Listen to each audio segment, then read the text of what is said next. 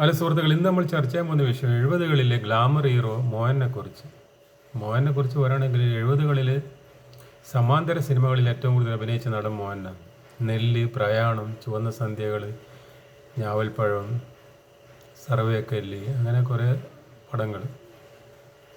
പിന്നെ ഒരു ബുദ്ധിജീവിയായിരുന്നു അന്നത്തെ കാലത്ത്. പൂനെ എന്നെല്ലാം പഠിച്ചു വന്ന് എല്ലാ റോളും സ്വീകരിക്കൂലേ. ഈ എന്താ പറയണ്ടേ, നമ്മൾ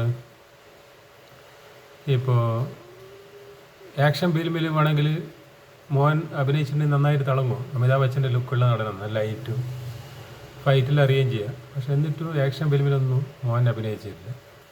പിന്നെ സഹനടനായിട്ടും ചെറിയ ചെറിയ വേഷത്തിലും അഭിനയിക്കലുമില്ല അന്നത്തെ കാലത്ത്. പിന്നീട് വയസ്സായ സമയത്ത് അഭിനയിച്ചിട്ടുണ്ട്, ആ സമയത്ത് അഭിനയിക്കലില്ല. അങ്ങനെയെല്ലാം ഒരു ഇമേജ് കാത്തു സൂക്ഷിച്ച നടനായതുകൊണ്ട് പിന്നെ പിന്തള്ളപ്പെട്ടു പോയി.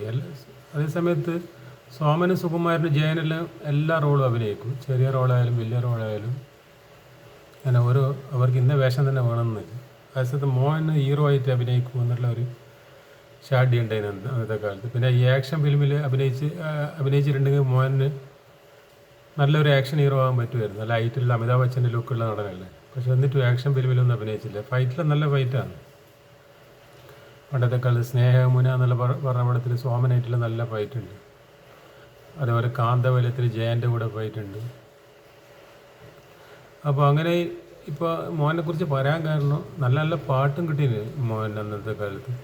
പൂവാടികളിൽ അലയും തേനിളം കാറ്റ്, കെ ജോർജിൻ്റെ വ്യാമോ എന്നുള്ള സിനിമയിലാണ്. പൂവാടികളിൽ അലയും തേനിളം കാറ്റ്. പിന്നെ മോഹൻ ഇപ്പം വൃദ്ധസദനത്തിലുള്ളതെന്ന് പറഞ്ഞാൽ അത് കേട്ടൊരു അത്ഭുതം തോന്നുന്നു. എത്രയോ പടത്തിൽ അഭിനയിച്ച് കുറേ പടം പ്രൊഡ്യൂസ് ചെയ്ത് എന്നിട്ട് പൈസ എല്ലാം എവിടെ പോയി? ഇത്രയും പൈസ നഷ്ടപ്പെടുമോ? ഒരു സിനിമ എടുത്തു കഴിഞ്ഞാൽ പൊളിഞ്ഞാൽ പിന്നെ അടുത്ത പടം എടുക്കാൻ പാടില്ലല്ലോ. പിന്നെ മാത്രമല്ല മൂപ്പർക്ക് ഇപ്പം എല്ലാവരും മോഹൻ ശർമ്മ എന്ന് പറയുന്നത്. അന്നത്തെ കാലത്ത് മോഹൻ ശർമ്മ എന്നൊന്നും പറയല്ലേ.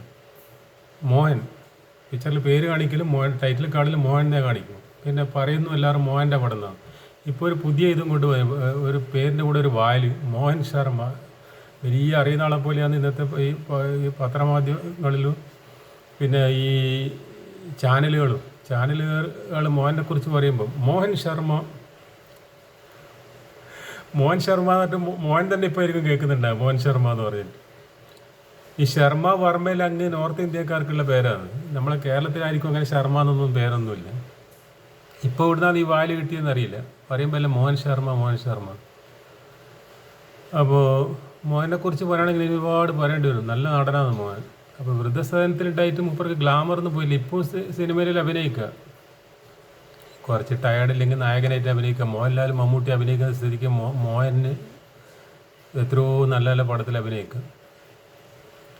മമ്മൂട്ടിനേക്കാളും മോഹൻലാലിനേക്കാളും നല്ല നടനാണ്, പഠിച്ചിട്ട് വന്ന നടനാണ്.